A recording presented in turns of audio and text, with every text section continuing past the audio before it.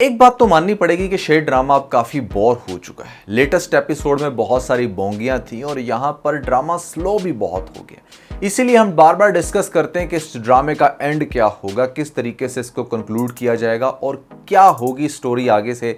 कब हमें देखने को मिलेगा भैया फाइनली इन लोगों का अंजाम जिन्होंने पूरे ड्रामे के अंदर काफ़ी ज़्यादा थरथली मचा के रखी थी। तो काफ़ी इंटरेस्टिंग ये वीडियो होगी। फिर जो नए लोग आए मेरे चैनल पर, आप लोगों को बताना चाहूँगा कि पीके लग्जरीज पर चल रही है वेडिंग सेल। अगर आप चाहते हैं दुनिया के बेहतरीन लग्जरी होम डेकोर आप रखें अपने घर में या फिर करें किसी को गिफ्ट, तो नीचे डिस्क्रिप्शन में और पेंट कमेंट में आपको लिंक मिल जाएगा। अभी जाएं, अपनी मर्जी का होम डेकोर खरीदने के बाद हमें अपना फीडबैक देना मत भूलिएगा। PK Luxus. We don't sell crap. तो शेर की इन्वेस्टिगेशन स्टार्ट हो चुकी है। शेर ने मतलब अपनी इन्वेस्टिगेशन को टू बी वेरी ऑनेस्ट बहुत ज़्यादा प्रोलॉन्ग भी कर दिया। हमें ऐसा लगता था कि शेर जैसे ही बाहर आएगा मतलब उस पागल खाने से, तो आकर कुछ ऐसा फौरन से इंटरेस्टिंग करेगा जिससे ड्रामे के अंदर मजीद जान पड़ेगी। इनफैक्ट इसके हॉस्पिटल वाले सीन देखकर भी काफ़ी बोर हो चुके थे, लेकिन लोगों में एक एक्साइटमेंट थी कि शेर बाहर आकर मतलब किस तरीके से टांगेगा अपने बदर चचा को या फिर सबको मज़ा चखाएगा। काफ़ी ज़्यादा ना मतलब एक इंटरेस्टिंग सिनेरियो आपने अपने माइंड में बना कर रखा था कि जो इंसान इतना ज़्यादा वाइब्रेंट है या फिर वायलेंट है वो बाहर आकर किस तरीके से सबको सीधा करेगा, लेकिन वैसा कोई इम्पैक्ट रहा नहीं।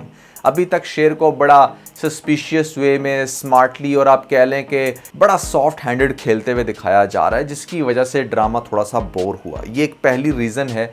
आई थिंक ये इमीडिएटली दिखाना चाहिए था, क्योंकि जब कोई इंसान किसी के साथ गलत करता है ना तो इमीडिएटली अगर उसका रिएक्शन मिले तो वो ज़्यादा इंटरेस्टिंग लगता है। इमीडिएटली कुछ ऐसा करता कि अपने चचा को और उसके बेटों को मज़ा चखा देता एक दो एपिसोड के अंदर अंदर। फिर आगे से जो इसकी लव स्टोरी चलती वो यहाँ पर फजर के साथ, और उसको आप कॉम्प्लेक्स करते और उसके अंदर भी कुछ इंटरेस्ट डेवलप करते। ये नहीं कि टॉक्सिक कैरेक्टर की तरह यहाँ पर आप जो है एक कैरेक्टर को आप बिल्कुल ही बोंगियाँ मारते हुए दिखाओ। जैसे फजर जो है कभी वो शेर के लिए इतना कुछ कर रही थी, तब उसे अपने बाप की परवाह नहीं थी, और अब बाप की मोहब्बत एकदम से फिर इतनी जाग गई है कि यहाँ पर बार बार शेर को ठुकरा रही है उसके पीछे लग के। मतलब समझने वाली बात यह है ना कि जहाँ पर आज भी आप अपने बाप की वजह से इतनी बड़ी बड़ी स्टेटमेंट्स दे रही हैं कि नहीं नहीं मेरे लिए मेरा बाप सबसे पहले है, तो सोचने वाली बात यह है कि इस करेक्टर को तब ख्याल नहीं आया जब ये पहली दफ़ा शादी की रात, मतलब कोई लड़की अगर इस लेवल का डिसीजन लेना कि वो शादी की रात भाग रही है अपने आशिक के साथ, तो यहाँ पर एक बात तो वो श्योर है कि उसकी फैमिली हमेशा सेकंड नंबर पर आती है, उसका बाप हमेशा सेकंड नंबर पर आता है, उसका प्यार पहले नंबर पर। फिर इसके बाप ने जो रिएक्शन दिया, जिस तरीके से इसको जहर पिला दिया था और यहाँ पर ये हॉस्पिटल में गई मतलब मरते मरते बची, तो नेचुरली मेरे ख्याल से जब बाप ने अपनी वहाँ पर सज़ा दे दी, इसको जान से मार दिया, तो एज अ ह्यूमन शायद आप उस इंसान को, चाहे वो आपका अपना बाप ही क्यों ना हो, दोबारा मुंह नहीं लगाओगे कि यार इसने तो मतलब मुझे जान से मार ही दिया था, मतलब इसको मेरे से तो प्यार नहीं था, इसको तो अपनी अना और इज्जत से प्यार था। लेकिन फिर भी इस बेटी को झुकते हुए दिखाया गया, उसी बाप के सामने यहाँ पर जाकर माफ़ियाँ भी मांगी और उस घर में अपनी जगह भी बनाई। अब यहाँ पर बाप की एक इतनी अनरियलिस्टिक सी डिमांड थी कि तुम डॉक्टर होते हुए भी एक जीते जागते इंसान को जान से मार दो।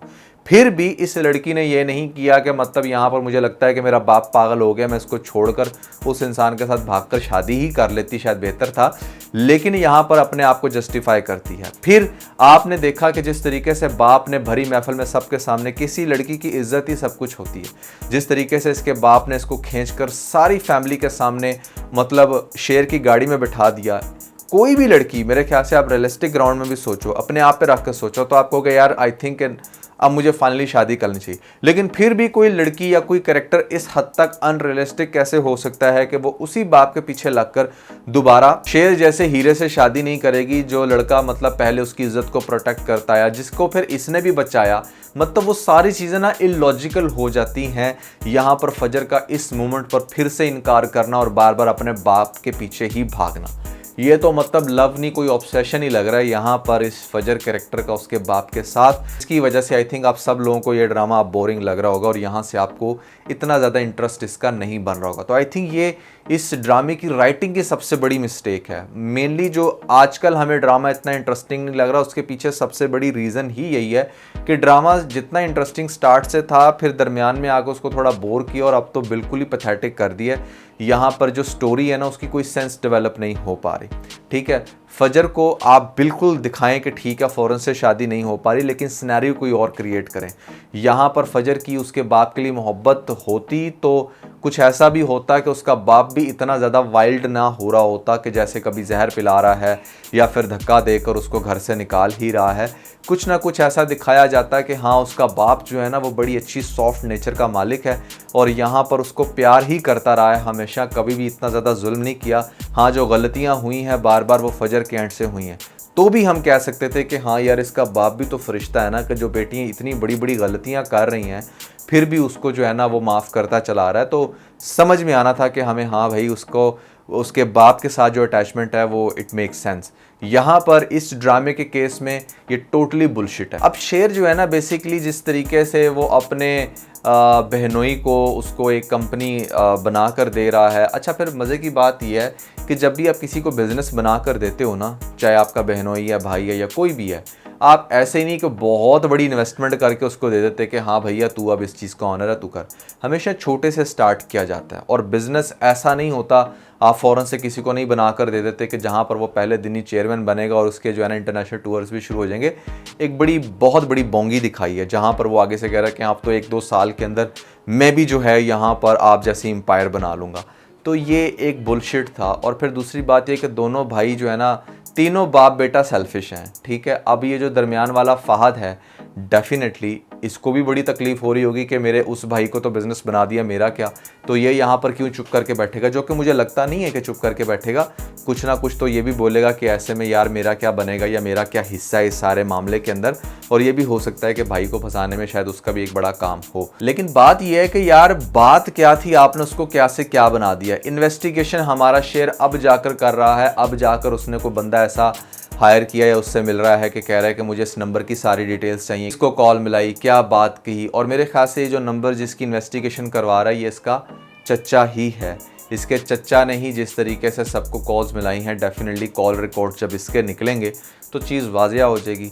और फिर भी ये कोई इतना ज़्यादा इंटरेस्टिंग नहीं रहा। जो शेर का कैरेक्टर आपने दिखाया था ना कि हाँ वो बड़ा वाइब्रेंट है, बड़ा वाइल्ड है, वैसा इसको कुछ अटैक करते दिखाते हैं। यहाँ पर आते सारे सबको जो है ना एकदम से कह लो नंगा कर देता, बता देता है कि अच्छा यार किसने किसके साथ क्या किया। तो ड्रामे की जो पेस थी ना वो मेंटेन रहनी थी और आपको ये देखने का काफ़ी ज़्यादा मज़ा भी आना था। अब इनकी ये बोंगियाँ नेक्स्ट एपिसोड के अंदर भी ख़त्म नहीं होंगी कि मतलब वो जो फजर का बाबा है, जो छोटा सा काका है, काका साहब नहीं काके की बात कर रहा हूँ, जिसकी बर्थडे इन्होंने सेलिब्रेट करनी है, अब वहाँ पर भी जाती है फजर, ये इसको फिर धुतकारेगा डेफिनेटली। अब शेर भी इतना जो है ना बेवकूफ़ बना हुआ है। मतलब बंदा पूछे एक लड़की जब आपको मुंह लगाने नहीं चाह रही, ठीक है, वो बहुत ज़्यादा अजीब हो गई है, तो उसको उसके हाल पर छोड़ दो। और मुझे लास्ट एपिसोड देखकर लग भी रहा था कि शायद अब शेर कुछ टाइम इसको इसके हाल पर छोड़ेगा ताकि इसको खुद से एहसास हो कि ये भी शेर के साथ अब गलत कर रही है।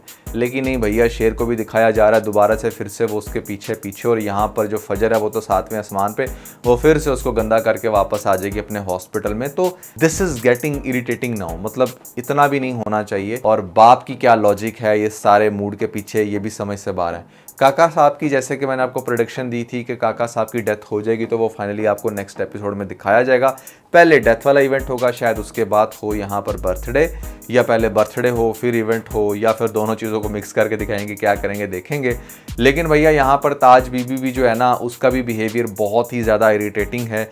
मतलब लाइफ में इतना कुछ आपने देख लिया, पता नहीं कहाँ पर किस तरह से आपने अपने बाल सफ़ेद किए कि 45-46 साल की हो के भी एक खातून को दिखाया जा रहा है। चलो जब तक उसके पास दौलत थी तब तक तो हम समझ सकते थे कि हाँ उसके अंदर ये सारी आकड़ है। अब जब वो सारी दौलत ख़त्म हो गई है, अलग बना दिया जिस समीर को, समीरा के बेटे को, तो वहाँ पर उसके साथ इतना रूड बिहेवियर क्यों? इसको तो थोड़ा सा चला के दिखाना चाहिए ना कि हाँ अभी उसके साथ मीठी हो गई है। लेकिन बड़ा ही अजीब कैरेक्टर है। खैर इतना सब कुछ होने के बाद भी इसके अंदर अक्ल तो बिल्कुल भी नहीं आई। और कुछ चीज़ें ना बड़ी अनरियलिस्टिक लगती हैं कि मतलब अगर आप उनको रियलिटी से कंपेयर करो ना कि हाँ जिस इंसान को ऐसे मुंह की खानी पड़े ना वो सीधा ज़रूर होता है, और कुछ जो बिल्कुल भी सीधे नहीं होते उनका अंजाम बहुत ही बुरा होता है। लेकिन इस ड्रामे के अंदर आपने भी ये बात मानी होगी, इस सीन के अंदर स्पेशली जहाँ पर इसका टकराव समरा के साथ होता है और समरा कितना कुछ कर रही है उसके आगे लिए, अपने बेटे को डांट रही है, लेकिन फिर भी उसकी बदतमीज़ी जो है ना वो ख़त्म नहीं हो रही। तो ड्रामा जो है ना वो बड़े अजीब पैटर्न में चल पड़ा है और यहाँ पर जो है ना अब बोरिंग बन गया मेरे ख्याल से, इतना ज़्यादा नहीं होना चाहिए। आपको ड्रामे की एंडिंग के हवाले से अगर बात की जाए तो यहाँ पर डेफिनेटली अब तो यही दिखाया जाएगा कि हाँ एंड पे बाप ने मान जाना है और इनके खिलाफ केस हो जाने या बदर वगैरह के, और इनको बड़े सफाई से वो केस बना रहा है, यहाँ पर वो फाइनेंशली मॉनेटरी केस बना रहा है ताकि उनको पुलिस पकड़ के ले जाए। और पीछे से जो है वो डेफिनेटली बच्चा तो वैसे ही ज़ाया हो गया, उसकी जो शेर की बहन है उसका, और उनकी शायद शादियाँ दिखा दें या वो नहीं भी दिखाएंगे तो कम से कम वो आज़ाद तो है ना हर तरह से। और फजर जो है वो फाइनली कन्विंस हो जाएगी। जो मैंने आपको पहले भी बताया था कि जो जो फजर का बाप है, जब उसकी आगे से कंडीशन क्रिटिकल होगी या वो होगा मरने के करीब, तो हो सकता है कि अपनी बेटी को बुलाकर और यहाँ पर शेर को बुलाकर दोनों से माफ़ी भी मांग ले और कह दे कि तुम दोनों एक दूसरे के लिए बने और यहाँ पर फिर इनकी शादी हो जाए। तो ड्रामा ओवरऑल बोरिंग है, एंडिंग थोड़ी सी इंटरेस्टिंग शायद दिखा दें, वो भी जिस तरीके से लेकर चल रहे हैं मुझे लग नहीं रहा कि यहाँ पर कुछ इंटरेस्टिंग हो। आपको क्या लग रहा है आपने भैया कमेंट्स के अंदर मुझे ज़रूर बताना है। इसके अलावा अगर आप लोगों ने हमारा लेटेस्ट टीवीसी नहीं देखा तो ऊपर आपको लिंक मिल जाएगा, जल्दी से लिंक पर क्लिक करके वीडियो देख के अपना फीडबैक मुझे ज़रूर